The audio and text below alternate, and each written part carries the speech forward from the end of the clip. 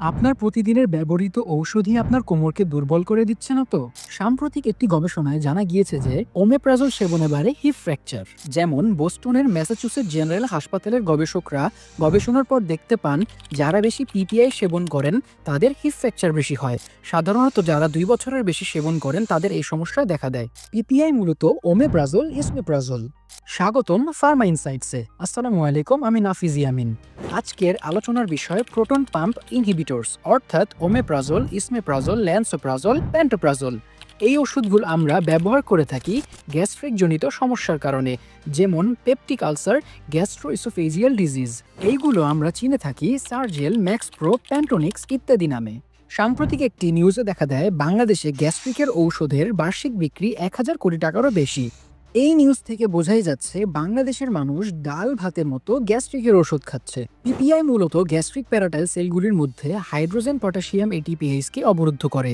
এই এনজাইমটি পাকস্থলীতে gastric acid উৎপন্ন করতে সাহায্য করে।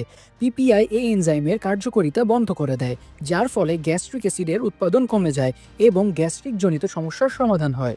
দীর্ঘদিন ধরে ওমেপ্রাজল, ইসমেপ্রাজল সেবনে কিভাবে আপনার কোমরের হাড় দুর্বল হচ্ছে আসুন জেনে নেই। দীর্ঘমেয়াদী ওমেপ্রাজল অথবা ইসমোপ্রাজল ব্যবহারে ক্যালসিয়াম ও ম্যাগনেসিয়াম শোষণে ব্যাঘাত ঘটে, যা হাড় দুর্বল করে ফেলে এবং হিপ ফ্র্যাকচারের ঝুঁকি বাড়ায়। পাকস্থলীর অ্যাসিড ক্যালসিয়াম এবং ম্যাগনেসিয়াম শোষণে সাহায্য করে, কিন্তু ওমেপ্রাজল অথবা ইসমোপ্রাজল তা বাধাগ্রস্ত করে। ম্যাগনেসিয়ামের এবং ক্যালসিয়ামের ঘাটতি হাড়ের ঘনত্ব কমিয়ে দেয়, ফলে দীর্ঘদিন ধরে হাড় পুনর্গঠনের স্বাভাবিক প্রক্রিয়া বাধাগ্রস্ত হয়।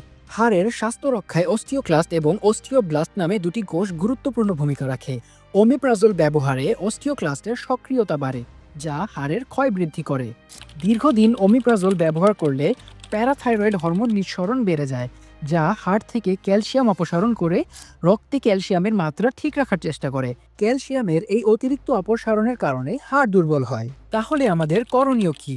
গ্যাসের সমস্যা হলে নিজেদের ইচ্ছে মতো ওমেপ্রাজল, ইসমেপ্রাজল গ্রহণ করা যাবে না।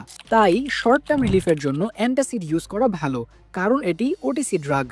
দীর্ঘদিন গ্যাসের সমস্যায় ভুগলে চিকিৎসকের কাছে যেতে হবে এবং সঠিক ডোজে নির্দিষ্ট সময়ের জন্য ব্যবহার করতে হবে। দ্বিতীয়ত, আমাদের লাইফস্টাইল একটি বড় ফ্যাক্টর। সঠিক জীবনযাত্রা মেনে চললে রোগ থেকেও মুক্তি পাওয়া যাবে এবং ইসমেপ্রাজল, ওমেপ্রাজলও খাওয়া লাগবে না। অতিরিক্ত ঝাল, ভাজা পোড়া, ক্যাফেন ও প্রসেসড খাবার এড়িয়ে চলতে হবে।